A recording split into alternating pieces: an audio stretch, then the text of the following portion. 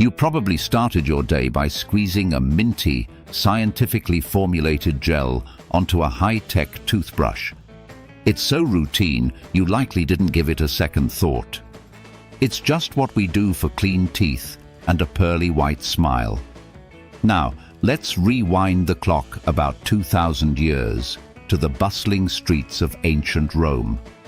Picture a wealthy Roman senator just as obsessed with a bright, confident smile as we are. He has a morning routine too. But his mouthwash isn't minty, it wasn't made in a lab, and it definitely wasn't bought at a store. His secret ingredient was collected from public urinals. That's right. The ancient Romans, the same people who built the aqueducts and wrote epic poetry, used aged, stale urine as mouthwash. And here's the truly wild part. It's not just that the idea is disgusting, it's that the science behind it actually made sense. But urine mouthwash is just the tip of the iceberg when it comes to the bizarre and stomach-churning history of dental care. From mouse brains to crushed eggshells, the quest for a perfect smile is a journey paved with ingredients that would make a modern dentist faint. Today, we're looking at the most shocking hygiene habits of the ancient world that, against all odds, actually worked.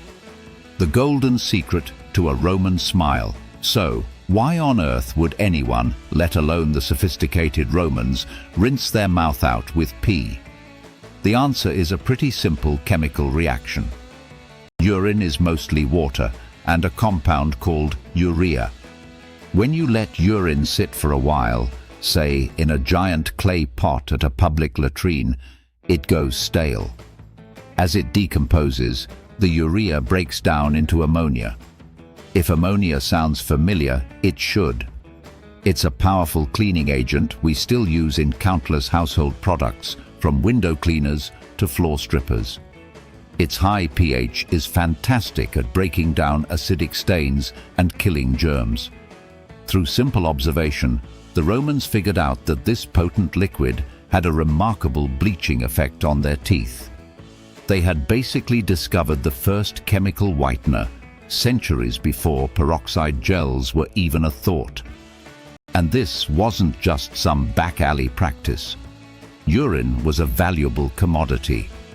The demand was so high that laundry workers, known as fullones, would place large pots at public urinals to collect it for free. This liquid gold was used to bleach togas and to tan leather. The business was so profitable that the emperors Nero and Vespasian imposed a vectigal urinae, a urine tax. When Vespasian's son Titus complained that taxing pee was disgusting, Vespasian held a gold coin to his nose and famously said, "Pecunia non olet," or "money does not stink." When it came to teeth, not all urine was created equal. According to some writers, the most prized and expensive urine for tooth whitening was imported all the way from Portugal. It was believed to be the strongest in the world, and therefore the most effective. Now, before you picture every Roman starting their day with a swig of pee, we need some context. The poet Catullus wrote a poem mocking a man named Ignatius, who was from Spain, for having teeth so white they could only have been scrubbed with urine. Catullus presented this as a foreign and barbaric habit, which suggests it wasn't a universal practice among the Roman elite, but something they knew about and were even a bit disgusted by themselves. So, whether it was a widespread Roman habit or a bizarre Spanish import, the fact remains. For centuries, people believed in the whitening power of ammonia-rich urine, the bizarre Roman dental toolkit. And if you thought the mouthwash was wild, their toothpaste was just as inventive. We think of toothpaste as a smooth paste, but for the Romans, it was an abrasive powder designed to physically scrub away grime. And the ingredients they used were eclectic. The base of most Roman tooth powders was a mix of harsh, gritty stuff, Think pulverized charcoal, powdered ash from burnt animal bones, crushed oyster and snail shells, and ground up pumice stone. These abrasives were great at scraping plaque off the tooth, much like how modern toothpastes use gentle silicates. The Romans would just use their fingers or a frayed stick to rub these powders on. But it was the special additives that really took things to another level. Some recipes called for crushed mouse brains. Yes, you heard that right. It was believed that mixing a mouse's brain into your tooth powder somehow enhanced its cleaning power, though the logic is a bit lost on us today. Other popular ingredients included charcoal from burnt hooves and pulverized tree bark, both thought to fight bad breath, an ancient version of the activated charcoal trend we see today. Once all the dry ingredients were gathered, bone ash, shells, maybe some brains, they were often mixed with a binder like honey to create a paste. So you've got a society rinsing with urine and brushing with bone dust and brains. It sounds like a dental nightmare. And yet, archaeological evidence tells a very different story. When scientists CT scanned the plaster casts of victims from Pompeii, they found that the ancient Romans had incredibly healthy teeth. Most had no cavities at all. How is that possible? Well, it had less to do with their hygiene habits and more to do with their diet. The average Roman ate very little sugar. Without a constant supply of sugar, the bacteria that cause tooth decay simply couldn't thrive. Their diet, rich in fruits, vegetables, and coarse grains, also helped naturally clean their teeth as they chewed. So, while their methods were gross, the combination of a low-sugar diet and abrasive cleaning meant that many Romans enjoyed a full set of strong, cavity-free teeth. If you're fascinated by the disgusting side of history, do us a favor and hit that subscribe button. We're always digging up strange stories from the past, and we'd love for you to join our community of history buffs. The pioneers of paste, ancient Egypt. But where did the Romans even get their ideas? For the origins of toothpaste, we have to travel further back in time and south to ancient Egypt.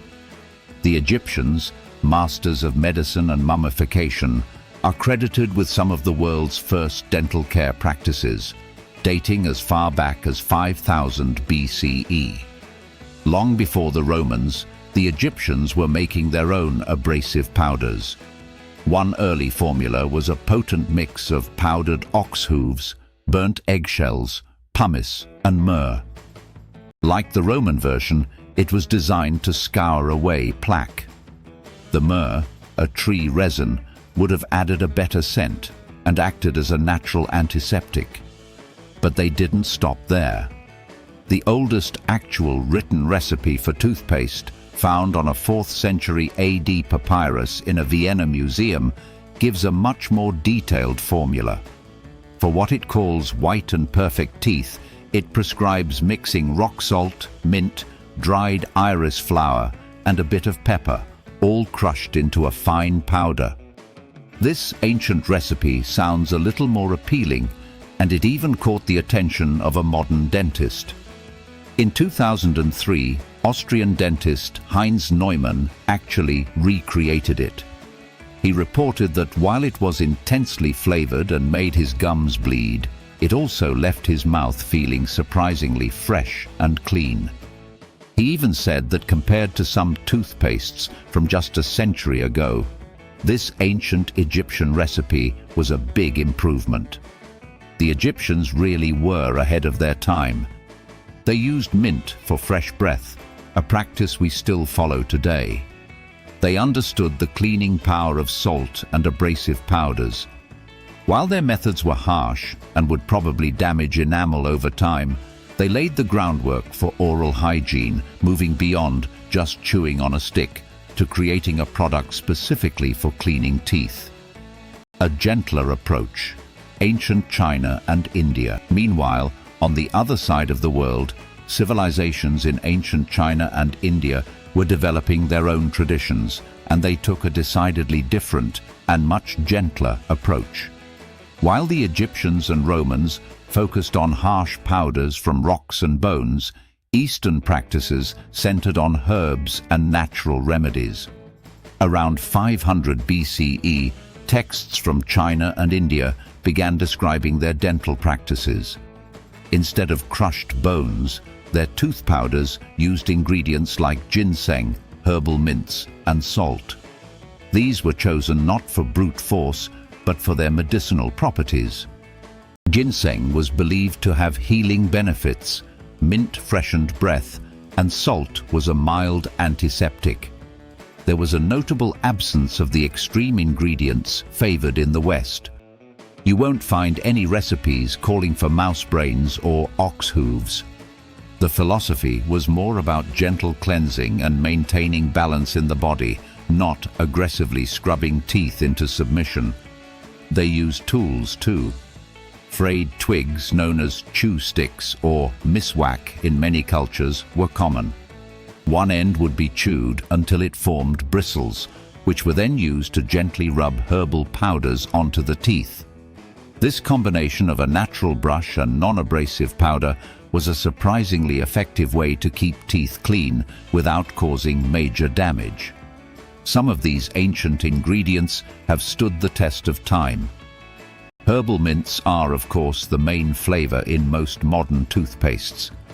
Ginseng is still featured in many natural toothpaste brands.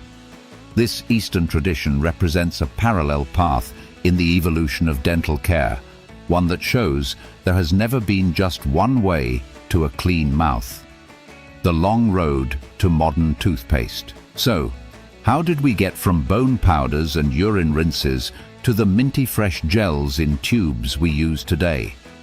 The journey was long and slow. After the fall of the Roman Empire, dental hygiene in Europe went through a bit of a dark age. It wasn't until the 18th century that more modern formulas began to appear, though they were still pretty crude. One 1780 recipe called for using burnt breadcrumbs as a tooth powder. The early 19th century was a time of wild experimentation. In 1824, a dentist named Dr. Peabody added soap to his tooth powder to improve cleaning. Around the same time, other formulas used chalk, pulverized brick dust, and betel nut as the main abrasive. These powders were sold in little ceramic jars and were still messy and not very hygienic. The first big leap forward came in the 1850s with crème dentifrice, the first toothpaste sold as a paste in a jar. In 1873, a little company you might have heard of, Colgate, began mass-producing it. But the real game-changer was the collapsible tube in the 1890s. This simple invention made toothpaste convenient, portable, and most importantly, clean. No longer was a whole family dipping their brushes into the same pot. The 20th century brought the science. In the 1940s, soap was replaced with sodium lauryl sulfate, SLS, for a smoother lather. And then came the biggest development in oral health history, fluoride. After its cavity-preventing properties were discovered, it was added to toothpastes in the 1950s, dramatically reducing tooth decay across the globe.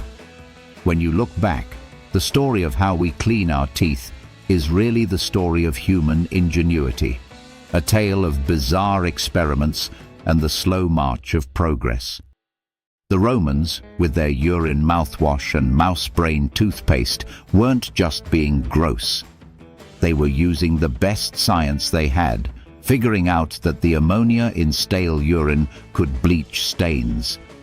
And for all our modern disgust, their low-sugar diets meant their teeth were often in better shape than ours are today. From the Egyptian pioneers grinding up salt and mint to the gentler herbal traditions of the East, every era has had its own secret for a perfect smile. It took thousands of years of trial and error to get from a pot of pea to a tube of crest. So the next time you mindlessly squeeze that gel onto your toothbrush, take a second to appreciate it. You're taking part in a ritual that's thousands of years old, but thankfully, your ingredients are a whole lot more pleasant. You can smile confidently, knowing your pearly whites are the result of advanced chemistry, not a public latrine.